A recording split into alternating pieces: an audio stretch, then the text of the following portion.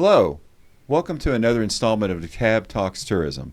Today, we are actually meeting with Dr. Rich Harrill, a PhD in the hospitality program at the University of South Carolina. Welcome, Rich. Good morning. How are you? Doing great. So we had some time meeting and talking last night, and then so I know a lot about your background, but tell us a little bit about yourself. Well, I'm a research professor at the University of South Carolina. I'm from a little town in upstate South Carolina, Gaffney, South Carolina. You might have seen it traveling on I-85. Yes. My background is the College of Charleston in International Studies of Political Science. I have a master's degree from Clemson in urban planning, and I have a PhD from Clemson in Parks, Recreation, and Tourism. Oh, I did not know about your political science international studies. Mm-hmm.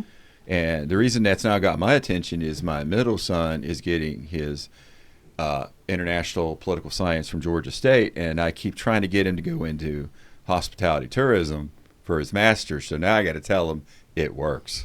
Well, it was a wonderful degree. At the time that I received that degree, I had never really traveled anywhere. Since then, I've been to over 50 countries. Wow. Mm-hmm. I need to get him over here to meet you today. So, what got you interested in tourism if you were a political science major? Well, I came to tourism through urban planning, and that was at Clemson. I took elective in community tourism, and this was years before the Anthony Bourdain shows and the food shows, and you didn't see much of that on television. But I did have a hunch that being interested in the built environment, and when you think about all the great travel cities around the world and their great architecture, I saw a fit between urban planning, the way that cities were shaped, the way that cities worked, and tourism. And I thought they were a natural fit together. After I left Clemson, I started my career at Georgia Tech's Economic Development Institute. Today, that's the Enterprise Innovation Institute. So in my mind, I always had kind of an equation: urban planning plus tourism equals economic development. So I love hearing that, because in tourism and in CVB world, DMO world, we always pitch that tourism is economic development. Most people think of like bringing in factories or bringing in companies, but we are economic development as well. Well, when we talked about economic development at Georgia Tech 20 years ago, it was very much a different era. Yeah. And I think that you're very forward-looking for having a conference or a symposium talking about film tourism, because that's the new tourism. Younger generations want an experience. They're very experiential. They want to understand the world and not as focused on material things. So they're very excited about experiential tourism. They get a lot of their information about destinations through social media. Yeah. I do too. I love it. I love to take pictures when I travel, love to post them. I love when people ask me questions about them. So film tourism, I think, is a great topic that we're going to discuss this week. Well, film tourism is extremely important throughout the country. It's a great topic because, as you said, the Gen Ys, we don't really know what they think totally, but we know millennials are seeming to be similar to Gen Ys. And you're right, it's all about the experience. And we're even looking at another signature series. I'm going to say customer service, but that will not be the word, because customers to these younger, they're not kids, but when you're my age, they're kids. The younger people, it's a whole different concept than the boomer customer service era. So we're diving into all that, and it fits so well with the film tourism. So when we first met from a mentor of mine, Dr. Muzo at UMass, and he came down and did our event series. Right. But you were telling me you have taught film tourism, and it's from a different perspective. Tell us a little bit about that. I've taught a class in the South Carolina Honors College, which is one of the top-ranked honors colleges in the United States, travel and tourism and film and literature. And in that class, we usually explore two types of film. One is journeys of transformation, when people go on a trip or when they travel, it really gives them an opportunity to kind of get outside themselves and what's going on in their daily life. And they begin to, it's one of the few places you can really make major decisions is when you're away. Mm-hmm. So travel is transformation. And the second is travel. When we travel to other countries, we need to be aware of the history of those countries, and we need to know something about them and their history and their culture to be respectful. So that's something else that I'm very passionate about is teaching not only the content of tourism, but how to be a good traveler. And that is important because, like, if you're going to go to an Asian country, you have to learn how to, hand a business card, take a business card. You can't be like American, just stick it in your pocket. So the etiquette of travel will make your experience just so much better. But opening your mind to it. I have not done a lot of international travel. I've been to China for a trade mission. I've been to Madrid and London from actually Global Hospitality Master's Program. Been a lot of Canada. But it always is a very transformational experience. And I believe you wrote published a journal article on transformation of tourism. I did. I based on that class and my students' reaction to those films. And the first day of class, I tell them that the selection of the films took a long time. For example, there are lots of films where people go on a trip, but they don't change that much. Conversely, there's examples of film where people don't go anywhere and there's change. If you think about The Breakfast Club and some just of those, watched it, the great John Hughes films of the 80s. So actually the overlap between films that show travel and transformation is very small. It's a small pool of film. Well, what's going to be really cool tomorrow on the 28th of June, we're having our signature series that you're here for. Mm-hmm. And my students, I teach a master's global hospitality and international events, being film tourism. They're actually going to be at our panel, and the paper they had to read was your paper. Oh, okay, very good. So they're going to come in really ready to ask questions, so I don't have to answer any of those in class. Okay, well, I'll be glad to. It's my I love teaching the class, and we'll continue to do so at USC. So as we talked last night, DeKalb is extremely happy to be home of Assembly and Third Rail at one location. We drove by it last night. Right. We also have Shadowbox. We have the home that we're going to, the first screen studio in America with Electric Owl. And so we have some great locations, great facilities. A lot of films come to DeKalb because the cool thing is we're right at the middle. We have all the different style cities and diversities and cultures, attractions. So the panel is really going to be talking about how can you get business from the film industry. Right. And I know you brought up the creative class, and also you want to expand on that. Well, I just think what in terms of it's ironic that those old industrial buildings are housing the economic development of the future. Yep. And it's very much a creative industry, and we have so many talented young people in the high schools and in the junior high schools that are going to be, that's the future, and they're going to take a very active role in film, in video. Once you have a film, it can be cut into different pieces and circulated on TikTok and Instagram.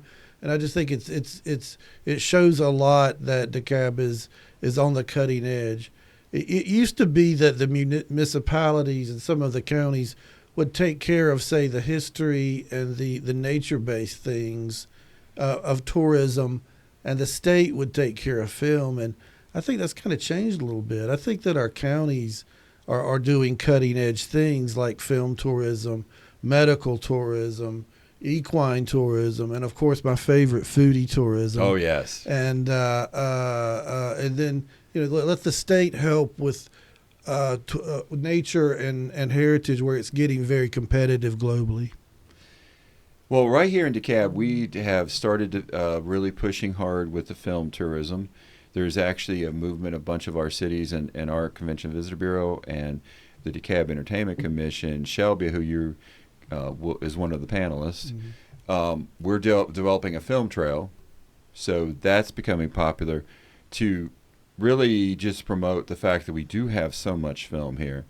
I mean, Will Trent just recently, if you've ever watched the Will Trent show, it was at Callenwald Fine Arts Center. It's an ex-Coke mansion right here in DeKalb, and they filmed a big black tie event there. And then there's so many different pieces. They've used Mercer University pool for other shots of Will Trent. Walking Dead's been here. I mean, we've got a great history of shows. You can go all the way back to Smoking the Bandit.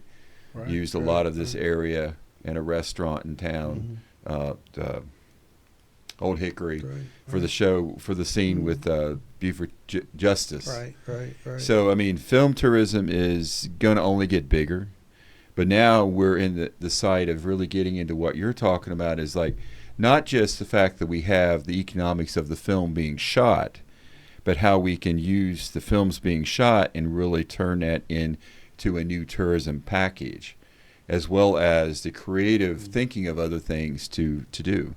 Well, that's both supply and demand. I mean, people increasingly are getting their information not from Wikipedia or those type of databases, but they get their information about destinations through film.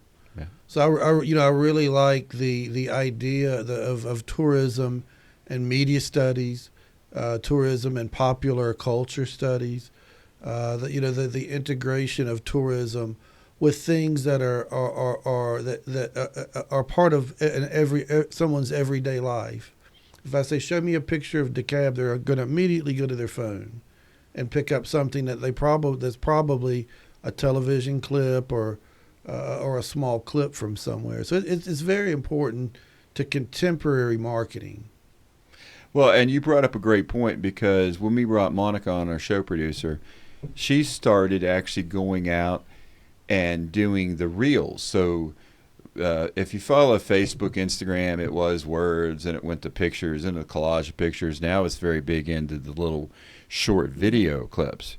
So when Monica came on, she's going out to restaurants and attractions and creating our own little short, I don't know how many minutes she actually films, but it's a little 10, 15 seconds of video clips. And that's transformed our social media to where in a matter of about 4 months we doubled our following, and that was last year. So where we are today is going to be really great. But all of that is some of these little films. Right.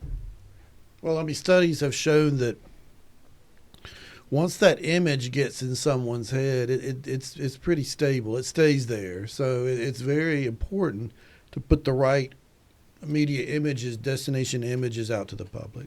When you had a point where you travel from social media influences, I have a story where I was looking for a place to take my wife for our 25th anniversary, and I somehow, I don't know why it popped up, never heard of the place, but the Mohawk Mountain House up in upstate New York popped up with some video clips or reels, and I'm like, wow, this is a place I need to take my wife. And I would have never heard the place if it wasn't for social media. And probably the video part got me more than the pictures. Now I look at the pictures because I've been there. But it is very true. You travel based on what you know. The younger people live on social media. Right. Good and bad. Right. I'm not sure they communicate a lot without their phone, but they live on social media. No, I mean, I make the same decisions. For pre-COVID, I would hear some of my students, some of my Brazilian students would say, Florianopolis, you should go to Florianopolis. There's a barrier island, two and a half sizes bigger than Hilton Head, about an hour and a half from Rio. And really the information that I got on this island was through YouTube. And as soon as COVID broke, I went, and it was gorgeous and it was spectacular. But really, I got my images and I got a lot of my information about it from YouTube. So now I know when you retire, you want to spend half a year down there. Well, I'd like to. I'm such a Southerner and love Georgia and South Carolina so much that I'm not completely 6 months here and 6 months elsewhere. Yeah, I think that endless summer. I'm going to chase summers and beaches. Oh yeah, that makes a lot of sense. Of course, you got a lot more years to be teaching and working and developing economic development and film tourism from South Carolina and all. So, That's right. So tell us a little bit about your your main focus at South Carolina is film tourism, or is it other aspects from the hospitality school? Well, I started my career in resident attitudes toward tourism development, which is kind of a basic thing. How do people feel about it? How do people feel as we develop tourism in our community? It's important to understand. From there, I kind of migrated in with some other colleagues into Chinese outbound tourism.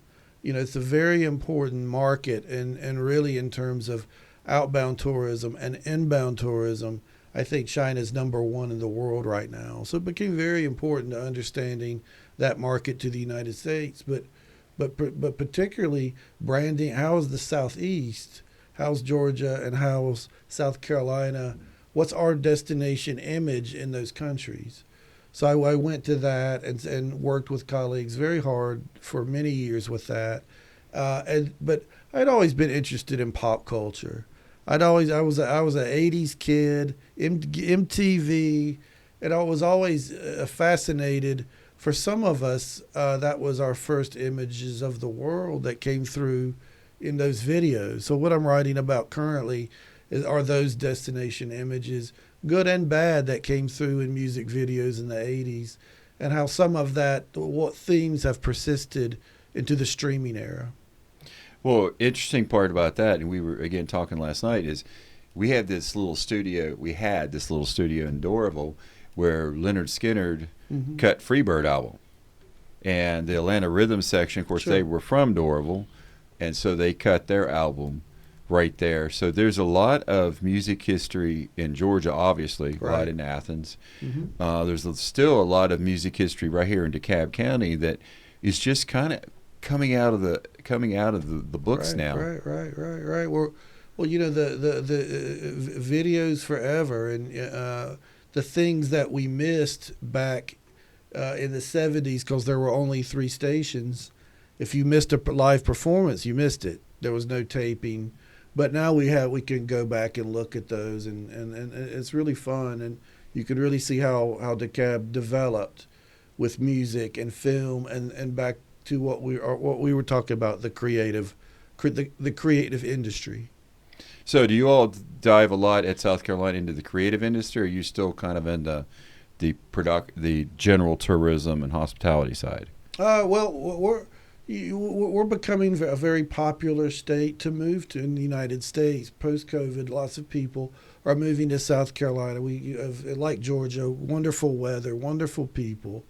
There's so much in common between these 2 states that lots of people want to be here, and we want to retain those people that make things, that make videos. We want to retain the artist.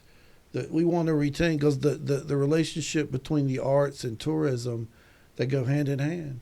Definitely. Well, the one thing that's big focus on right now with DeKalb and with tourism and RCVB is the film, but also developing the creative side. So we have more and more of the back end of the production staying here, new production starting here, the esports side and the gaming side. The Georgia Game Developer Association is based right here in DeKalb. Actually, I think he lives right here in Tucker. So it's all so many different pieces of the tourism product coming in. As we can expand all these different pieces, it's just better because you have new people moving in. You have job opportunities for the people who are already here that maybe they're in high school or something, and like, what do I want to do? I like the gaming side, or I like the film side. Now I can pursue it. So I think that the thing with DeKalb is the arts, and we're actually going to have an arts signature series next year. So arts is extremely important to us, and we actually had an international mural artist come in called El Cid. He's from Tanzania, and he came in and did a mural in Chamblee, where you were last night, and did a mural in Clarkston, and we're talking to him about flying in to have part of our art. Well, when I was with Georgia Tech, and we were looking at all these small towns all over the Southeast that had empty storefronts. And we started to imagine, how can we turn those into economic development? And, they had the upstairs can be renovated into living space for artists. And then in those windows, we want people doing things. We want people doing kinetic things that people are moving and that people can, and then a coffee shop moves in because there's a few people Right. coming to stop, and it grows from there. So that's what we're trying to do is, use those buildings, which are beautiful brick buildings that used to do textiles and manufacturing, and turning them into it's a really way to make a nice transition. You preserving the past, but you're also creating a future for your community. Well, the other big expansion here is the brew pubs. Distilleries. Like yesterday's dinner was at Hopsticks, the first Asian brew pub in Georgia, in downtown Chamblee. But we actually have a East Side Hops Trail, which gives you all the different places you can get brewed, homegrown beer. So we're using that in the culinary side to promote our assets for tourism, as well as foodie trails. And I know you said you love that part. Oh, foodie tourism, and I think that Georgia and Atlanta is peerless in the number of restaurants, different, everything, every from around the world you can find it in 5-star restaurants here in Atlanta. So that's a wonderful asset in terms of tourism. Just this year, Michelin came in and gave, I think, 1-star Michelins in Atlanta and DeKalb. We have a lot of bib gourmands from Michelin, and quite a few of those are in DeKalb. And then we have some honorable mentions. So we just hit the world with Michelin this year. Atlanta brought them in, and they were nice enough to include a lot of the DeKalb area as part of Atlanta, Metro Atlanta. Of course, we are. So that has put a whole new dimension for foodies for us. Sure. Well, the young people with their laptops, and when I walk down the street, and the people are out having brunch with their dogs, and their laptops, and I bet they're hatching an IPO on that. So without the cultural amenities and things to do and places to go, that's what you need to really attract the people that are going to drive your economy over the next 20, 30 years. Well, and one of your backgrounds with downtown development, Main Street development, is crucial because we do have a really thriving, expanding Chamblee downtown. You saw Tucker has a thriving downtown. We've got communities trying to create that downtown experience that, maybe they were very rural, or they were a new community. They didn't have a downtown, but they're creating a version of a downtown. Right. A downtown core is so important. I heard someone say, "Is there a there?" If you go into a community, you can find this is Main Street, Yep. and this is a place I can stop in and get a beer and get something interesting to eat. That's a point you could develop from that. It has a sense of place, a sense of character, and DeKalb certainly has that. Well, one of our communities, Tucker, right here, right down the block, actually, is we're in Tucker right now with our office, is developed a Tucker Restaurant Week that's just taken off to do phenomenal numbers, and it has people from all around Metro coming in to eat, and it's showcasing these restaurants. We have a dining guide from Tucker. We have a dining guide in Chamblee, and we've focused on Beaufort Highway, which is our international corridor dining. Sure. You mentioned Anthony Bourdain. Mm-hmm. It used to be his favorite place before passing away is to go to Beaufort Highway. Sure. Oh, it seems, he was an urban. He's known for to be a traveler, but he was also an urban explorer. But you also mentioned the revenue from Restaurant Week. One thing that we do with my International Tourism Research Institute is measure economic impact. We recently we finished a study for a district called 5 Points in Columbia, which is more or less the college where the college students go. but it's also a thriving place for small businesses. There are people that are living there. So this little district, you have little 5 Points in Atlanta. We have 5 Points in Columbia, but their original estimates was at 7 million. Wow. We found that it was 12 million. So I think that people really underestimate how much economic impact these tourism amenities really drive for the community. It's we call tourism the invisible industry, but the dollars coming in are from transportation, from lodging. I'm a wonderful stay at the DoubleTree. It's very powerful economically, but it's all around us. It is very hard to show the elected leaders the power of tourism because many times with the numbers it's kind of gloss over them. They don't really get it, and they don't see the visitor. Now, when sports comes in, that's a little different. We found sports being very powerful because it has the economics, but then you see them. They're in their jerseys, or they have their numbers on their back, or they're wearing the team's T-shirts. So they kind of seem to get sports. But yes, you're correct, totally correct with the tourism. They don't see it, so it's hard to. Right. So when we go and present, it's really tough to get them to understand how powerful this industry actually is. Sure. Well, that's the smokestack mentality is still there, and that when I preach that tourism and economic development, it's everywhere. Some of my presentations, I say tourism is still economic development. It never went away. It changes forms. Right. It's the creative industry. It's the luxury industry. It's entertainment. It's all of this. It's food. In South Carolina, I'll say, we're famous for our beaches. And they're tremendous, and we're famous for our golf. And I'll say, well, also think about medical. We have some of the best medical schools in the country.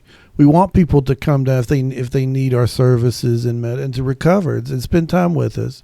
Or equine. We have some of the best equine and horse races in Aiken and Oconee County and all through the state. So some of these markets that don't get the attention, there's small markets in your backyard that people are very interested in. Well, that's one of the great things about DeKalb. We have all the different little communities that all have a different look and feel. We're very internationally based, cultural based. We've started really focusing on the food side, the brew pub side. Mm-hmm. We've got this really cool distillery of modern art in Chamblee. We tried to go last night, and they make their own whiskey. They're getting ready they're in the process of having bourbon in about a year to be bottled. They make gin and vodka and peach vodka and all these different things. But they turned that into a major tourism piece because you can go there and try the craft cocktails. The bottles have artwork on the inside of the bottle. You can see the actual artist's work on the walls. They change out exhibits for artists. They sell the artist products where the artist gets 100% of the money. It's a top 7 venue. So they've actually taken something and do all these different pieces of tourism, and it works extremely well. I think so, and it's going to last for a long time. Those buildings some of them have been there for over 100 years. So that you have the infrastructure for a great tourism future. Definitely, because that's the part where, like, downtown Tucker has all the original buildings and all these different types of restaurants. And one of the places downtown Tucker, going back to tying in film with food, is Matthew's Cafeteria. They've been on Diners, Drive-In, and Dives twice. And anytime that show runs, because it just seems to do reruns constantly, you drive by, and it's a busy place all the time. But when you know the film is ran, the TV show ran, they're lined up out the door down the block. Mm-hmm. So that, again, shows the power of a simple TV show. Sure. And great food. Of course, I can't think of his name, but the chef has great personality. So put all that together with food, film, entertainment, it just brings another component to us. That's right. And we're doing some things in Chamblee, working with a magazine I believe might be based out of South Carolina, and so we're doing dealing with restaurants and the art side of restaurants and doing the foodie tourism through magazines, and then they're going to have clips for social media again. So we're tying all these pieces. Right. So you talked, and I know you had an article that I actually read for one of my classes, talking about how tourism does have positive and negatives. We have to understand that. As a CVB, we never think there's ever a negative because more people is better. All industries have trade-offs. Yeah. So in your paper, you were talking about actually studying different aspects of Charleston and how tourism affected people differently. So you want to talk a little bit about that? Well, I love Charleston and was in Charleston in the 80s. It's a city that I've been personally been able to see change, and now I think the magazine Leisure and Travel has named it the top destination in the United States for many years running. But it's very interesting is that in 1989 I was there during I think 1980 I was there during Hurricane Hugo, those things are terrible for any community. The human life, right? Any community that suffers through a major storm, I think about the people first. Yeah. But as the years went by, the city began to have a renaissance after the storm. There was a renaissance in Charleston that a lot of the dilapidated buildings turned into Saks Fifth Avenue and other properties. So there is a revitalization there that kind of came around that time, and the entire peninsula, all the way from the Battery all the way up to North Charleston, has changed. But it's definitely a wonderful city, and it's a colorful city. But back to your question, it was interesting to see that people reacted to tourism in different ways. And they would even someone would say, well, there should be only 2 tourists for every resident in downtown Charleston, which I thought was kind of an interesting equation. They had come up with their own 2 servings of this equals 1 serving of that. So I thought that was kind of an interesting way. But, everything has a silver lining and opportunity. For example, if we feel like we're getting too crowded with heritage and cultural tourists in downtown Charleston, let's try to get them to go over to the Ace Basin and put them in a kayak. And the same thing can be done in DeKalb, because we talked about all these wonderful creative places and bars and restaurants, but you also have a wonderful natural environment in this county. Yeah, And without a doubt. I mean, we have Stone Mountain Park, which is one of the biggest attractions in the state of Georgia. We have Arabia Mountain National Heritage Area in the fairly new city of Stonecrest that has great walking, hiking, biking, great place for family reunions. We're the family reunion capital of the South, so we use a lot of our natural assets with the family reunions for their picnics and activities going on. You've got in the county next to us, we deal with a monastery, and there's a horse park. So we utilize a lot of these natural areas, but then inside of our cities, we have great parks and rec departments with great parks, and then we have a lot of like lakes for fishing or lakes just to enjoy, and in birding and geocaching. So we utilize all of those different aspects. So when you come here, you can do so many different things, and it's a safe environment. It's it's got a unique environment based on the culture of individual areas.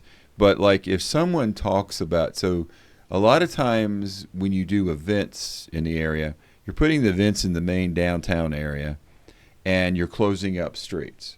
So you hear all the time of I can't nobody comes to my businesses or something like that. So we actually now have a new program called Placer AI that we're starting to do research on the events.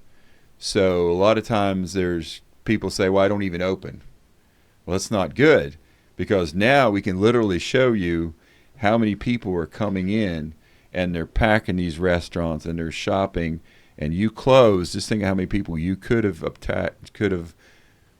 say you didn't sell something that day, but you had the people saw your businesses. Right. Well, yeah, it's important to stay open, but it's important that people also have the best access that we can do when we're putting on events. Well, they try to make it to where you have good parking around to be able to come through, but like we can now kind of show if you shut down, it still has a problem. It has a negative to where it's like, okay, I can't always get in. Yes. But we're shutting downtown how many little bit of time on a 365-day year. Right. And if we can actually show that this is a greater quality of life because you have the event, you're actually getting business because they're having the event. Right. So where sometimes people think are negatives, in the long run, they're not negatives. And we're kind of blessed, I guess, in DeKalb. We're not over tourist. We don't have an over tourism population. Right. We'd like more, but you do have to have that controlled. Like you said, you expand your markets. Like the city of Stonecrest on South River now has developed kayak launches, because you mentioned take them out kayaking. They've developed on and off kayak launches on the South River to now you can go kayaking, canoeing on that, so you can do other aspects and have an outdoor aspect to it.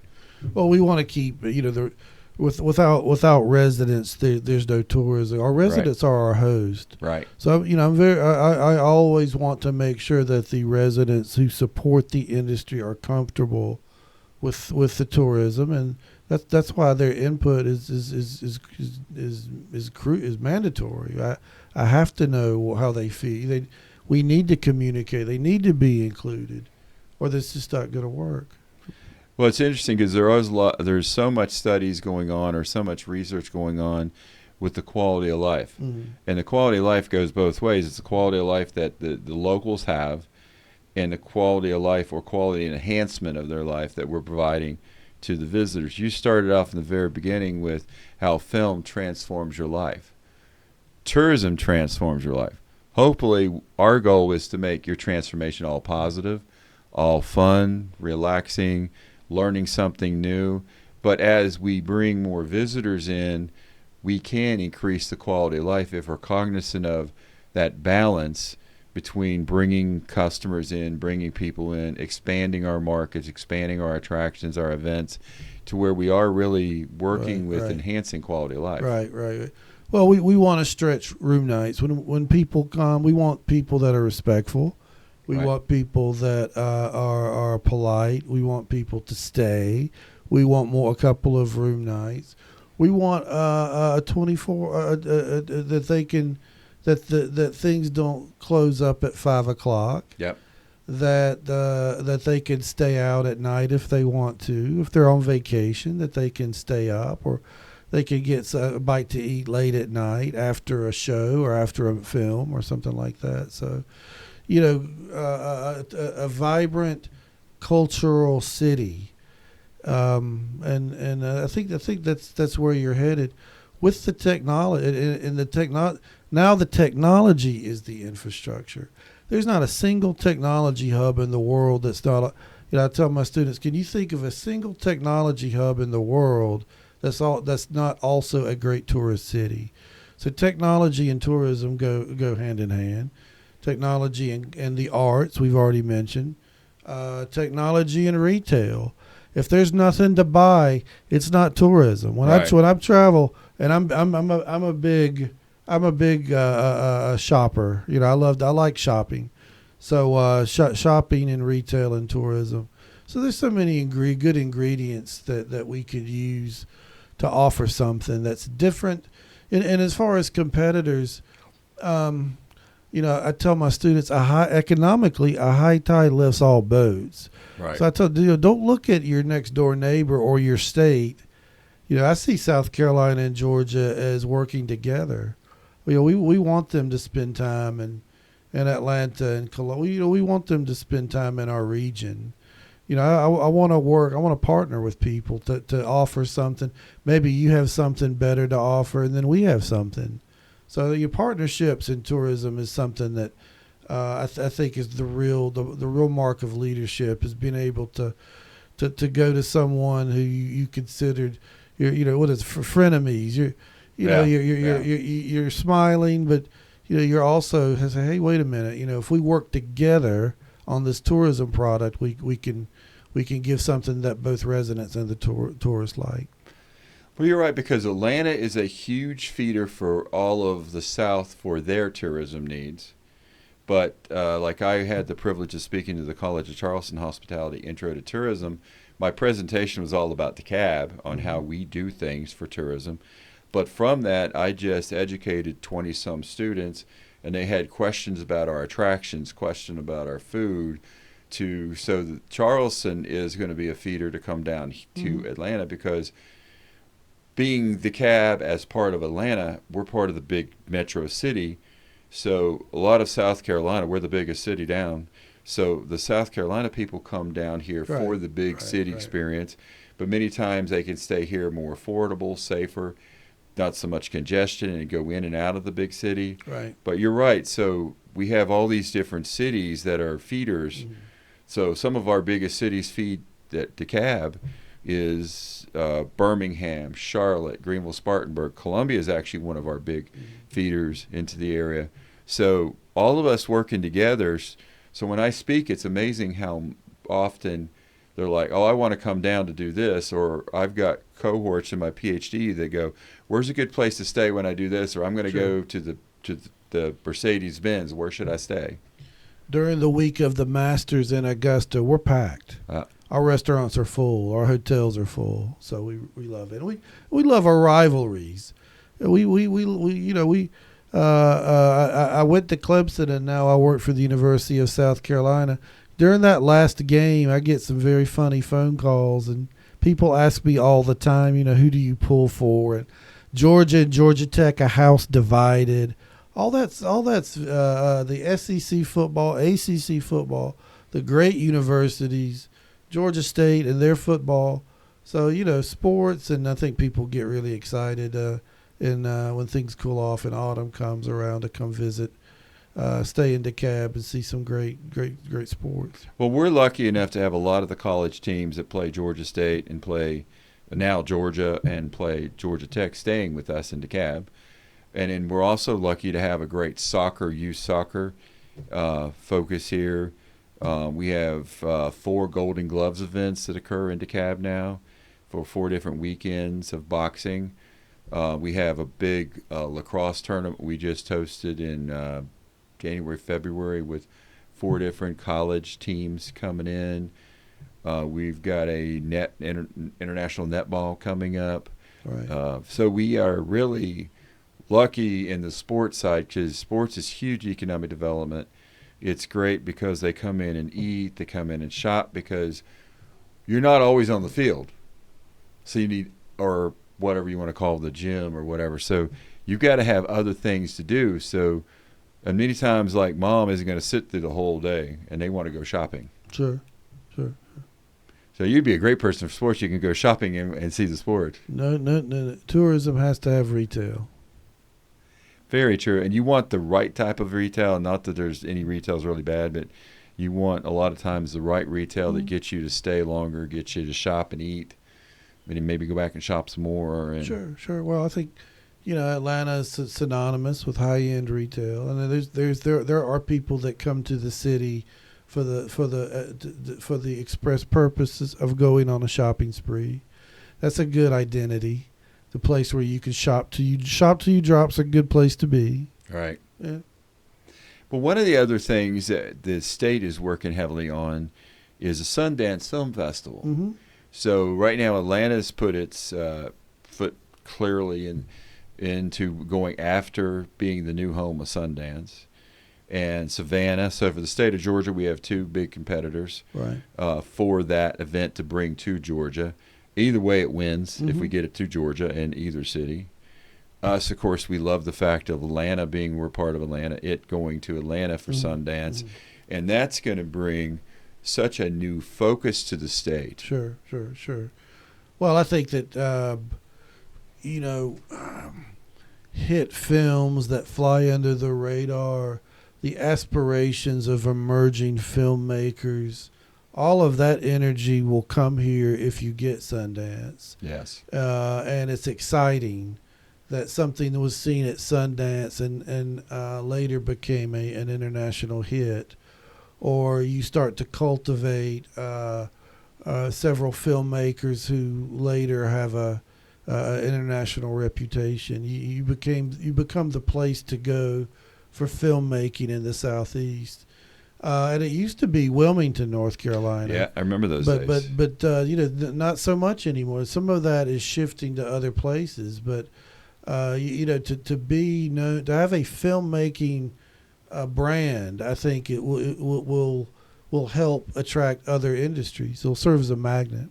Well, one of the things we've even started diving in as a Convention and Visitor Bureau is on our panel is Craig Miller with Miller Productions. So I mentioned we have the Golden Gloves.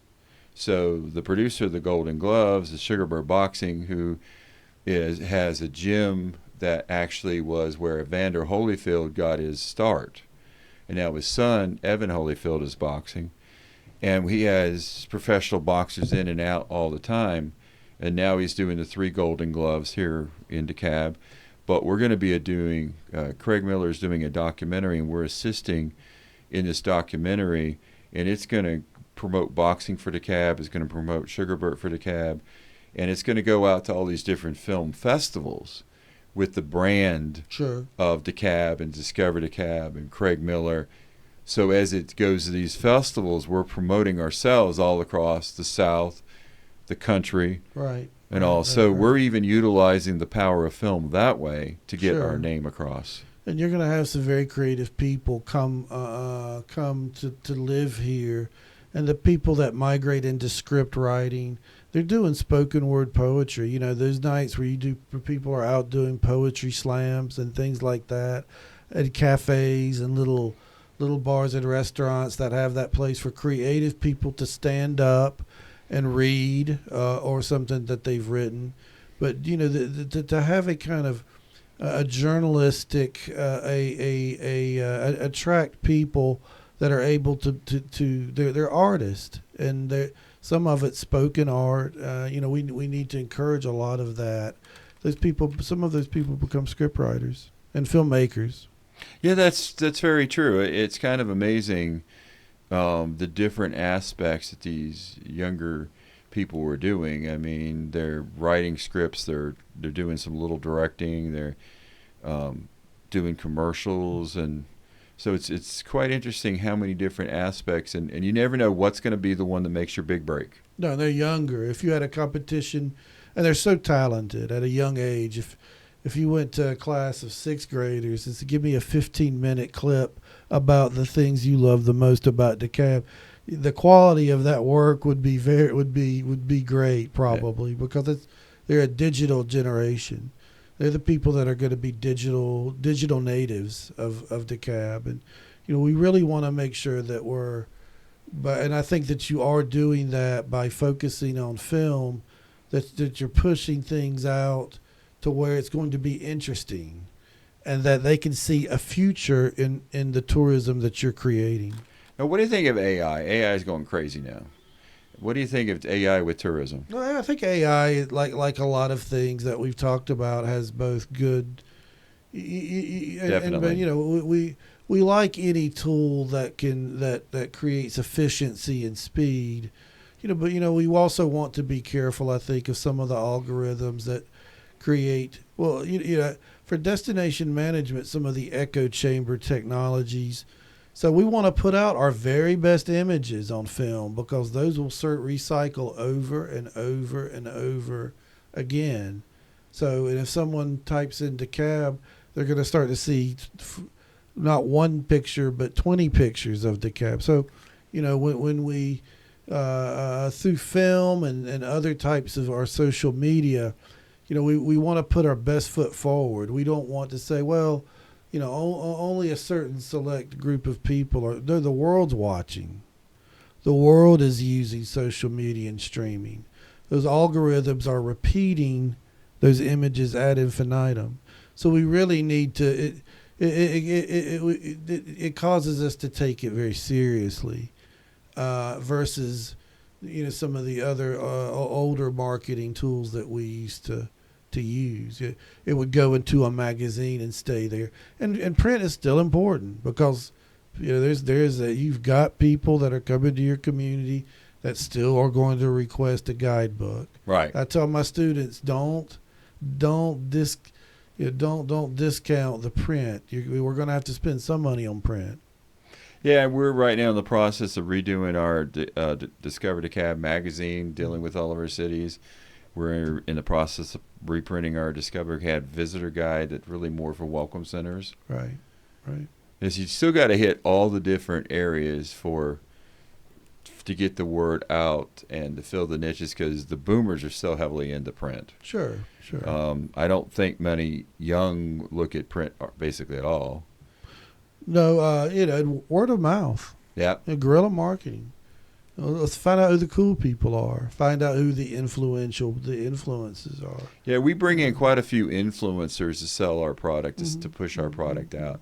Because the thing with that is they might be saying what we're interested in, but it's not us. Right. We're paid to tell you it's a great place.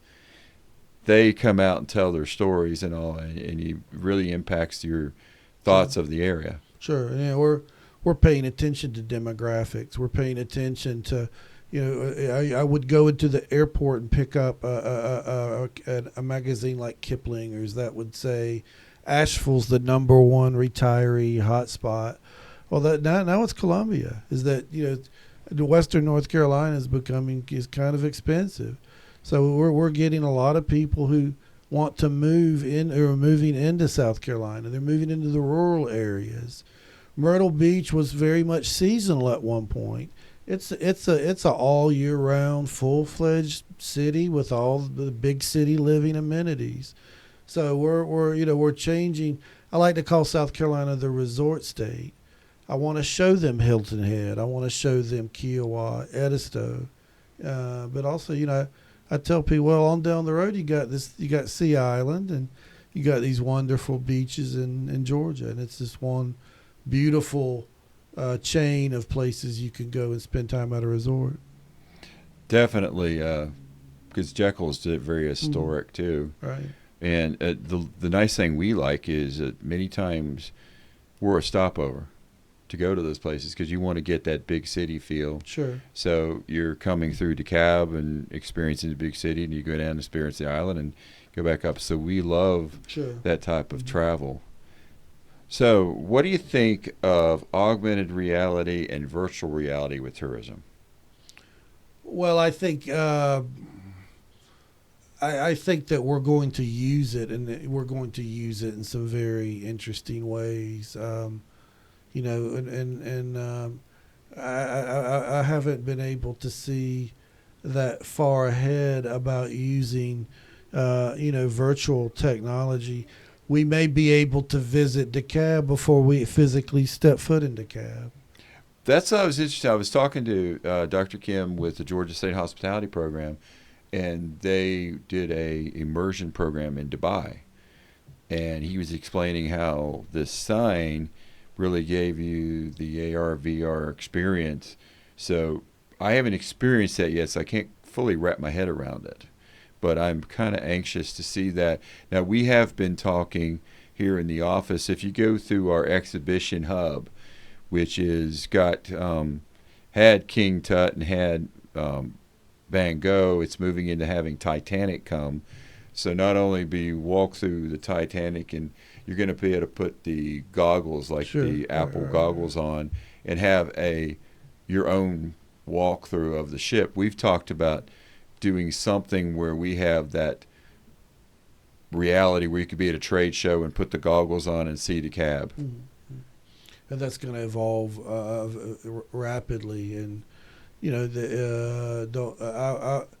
The world of destination marketing is becoming very competitive.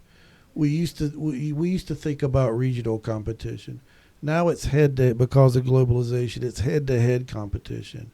We're competing with Brussels. We're competing with Cape Town. We're competing with DMOs all around the world. So the more that we can kind of understand where that's going, those technologies, I think the better. It, Most definitely.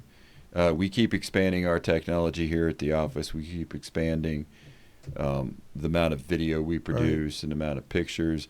We're right now changing our pictures from what I'd say, they're not stock because we're shooting them, but say like kind of a stock version to a very experiential type picture, to where it's not just normal like static. It hits your emotions and your creative side, and you want to come because of the picture. We're starting to move into all that.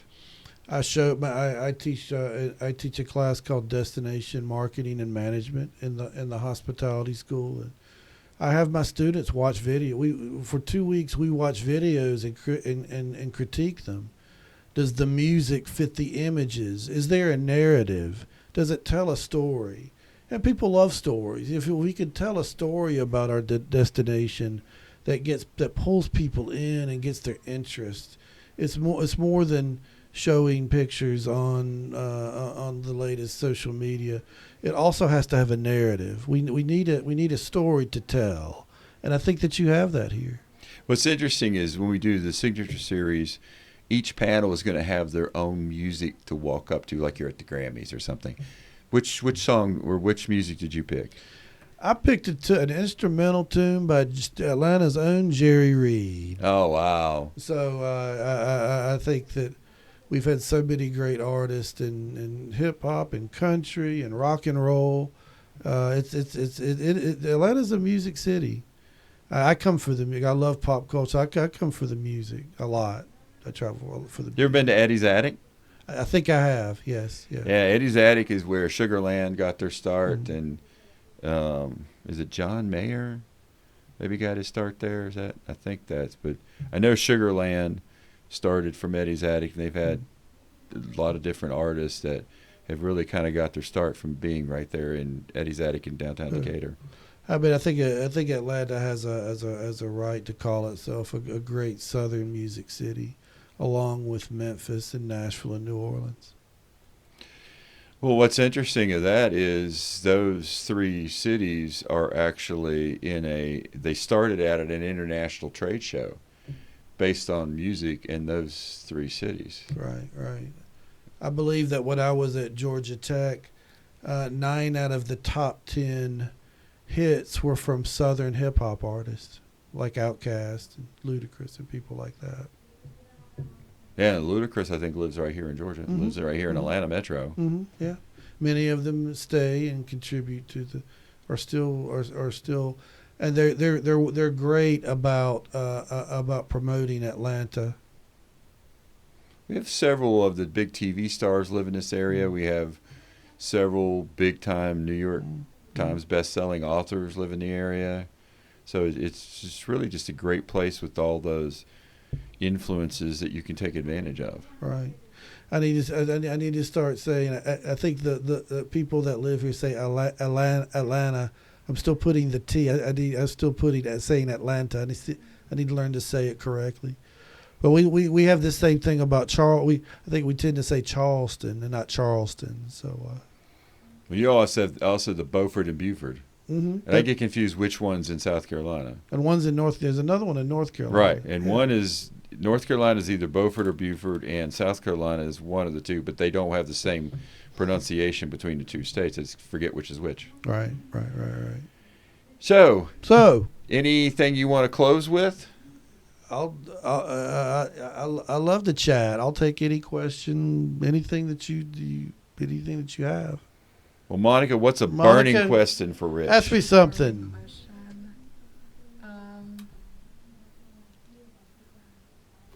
You guys are putting me on the spot here. Okay, so if you had to spend one day, like say you had like a free day in DeKalb, what would you do? This afternoon, he's got it free. Well, I think the food and music would be at the top of my list.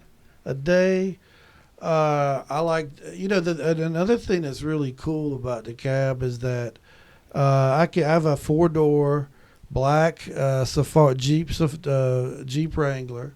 You can also ride around here pretty easily. It's easy to get around, but definitely I think this is the place to come for a restaurant of your choice of almost any from any description, and but also the homemade stuff, the Southern cooking and stuff like that, and music, and I think those are the top of my list. That's nice. I'd like an art gallery. Mm-hmm. I got to go to an art gallery with local artists. That's another one. And now you're back to Distillery Modern Art in downtown Mhm. Chamblee. You should probably check that place out. Wine tasting. Wine tasting. I love a good bookstore. I love a good used bookstore. Records. I have over 1,000 vinyl record albums, LPs, of jazz and different genres. So, used bookstores, antiquing. Yes. Yes. So. We're in an antique mall in Chamblee off of Broad Street, not far from where you were. Trying to think, we have a vinyl record store over in the Oak Grove market area. Oh, okay. Vinyl records. Yeah. Coffee shops, places that serve dessert. Those are I like yummy desserts. We definitely have a lot of coffee shops. The last year, I believe, was the number one coffee shop in Metro Atlanta was Corner Cup. Mm-hmm. There's one right downtown Tucker. Mm-hmm. But now we've got Perk moving in. We've got Refuge Coffee downtown Clarkson is huge area. Clarkson is one of our little communities. It's refugee capital of the country and one of the most diverse per square mile in America, or is the most diverse square mile in America. Mm-hmm. So you can hit all those different things. Right now we're actually looking at putting together a coffee tour like we have the beer trail. Sure. Okay. Yeah. There's so much to do. That's a good question. So, where can people find you? They can find me at the University of South Carolina. If they would like to get in touch with me, they can call me if they would like to do that. So you're on LinkedIn. I'm on LinkedIn. I'm on Facebook. I'm on Instagram. I'm on all the social media. So as Dr. Rich Harrill. As Dr. Rich Harrill. I wasn't so much at one time. And a friend called me up and said, "Rich, people are calling themselves travel experts. You need to weigh in on that." So I spent a lot of time during COVID posting pictures of my travel to over 50 countries. People ask me, "What are your favorite countries?" That's such a terrible question. I love them all, but I really, in terms of destination branding, I have very good friends that teach in Colombia, and I like Colombia a lot. Of course, I've been to China many, many times over the years. So how many languages do you speak? I get that question a lot, and I speak a little bit in several languages to be polite. But the thought of me butchering someone's beautiful language with my Southern accent, I'll treat them better than that. I'm not even gonna give an example because it's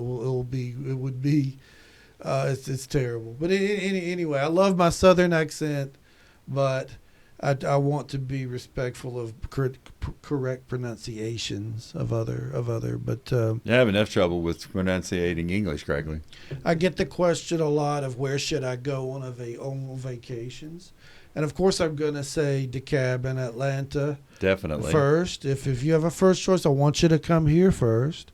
if it's your first international travel, or if you've never been out of the country and you're a first-time passport holder, Aruba's very nice. It's below the hurricane belt with predictable weather. You can get there and back in 3 hours from Hartsfield. So, I get a lot of travel questions, and I like those questions. Where should I go? And I'll say, what do you like to do? They'll say, I like fashion. The fashion capitals are, of course, Paris, Buenos Aires, Shanghai, and Milan. So, there's some interesting places all around. For whatever your interest, there's a city for you.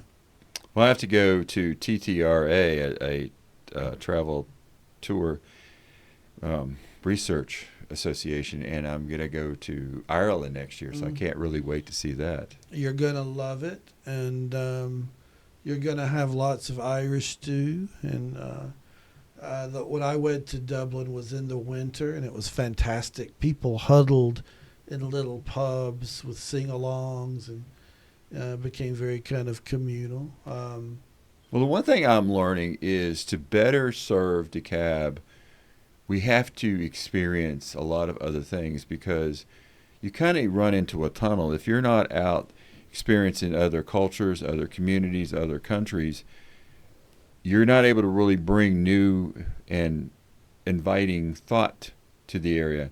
Like I was just up at TTRA in Burlington, Vermont, and went through New York and was Boston and all, and there were so many great ideas that you can bring here to do different things. And in the research conferences just brings up so many different ideas of what you can do to inherit better research, to better promote the area, or better serve if there is that conflict between is it a good or bad thing to have the tourism in the area. So really opening your mind to this has been really something important to keep going and to stay fresh. You want visitors from all over. It's so competitive. You really want visitors from all over the world. And I want people to be able to recognize South Carolina on a map, and I want my students to have a good sense of the world. That most of them may end up working through a Marriott Voyager or a program like that will whisk them away to another country, and I think that's fantastic. Hospitality tourism is a global industry by nature, so we have to be aware of these trends that are going on that are even going to affect local tourism.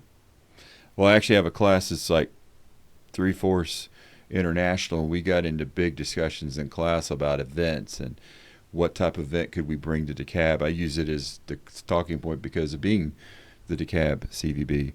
But it is so interesting, the ideas they bring up about what we could do and how we could create a Carnival, Caribbean Carnival type festival that could be bigger and better and different things. So, yeah, just the younger people and the international involvement and how opens up your thought, and also it is very important. We are a global economy. We're a global world. Mm-hmm. That's right. Mm-hmm. I'm honored to be here. I'm excited about DeKalb. I think what you're doing is advanced. I think you're laying the groundwork for the future of tourism here. So it's good to be back. I love the area. I love to be here, and I want to continue to help. Well, Dr. Harrill, we really appreciate you coming. It's so excited now to meet you and not on the little screen of Zoom. Mm-hmm. And look forward to our panel tomorrow, and definitely bringing you back and continuing conversations. So I appreciate that. Thank you. And please tune in to our next podcast. We appreciate you watching.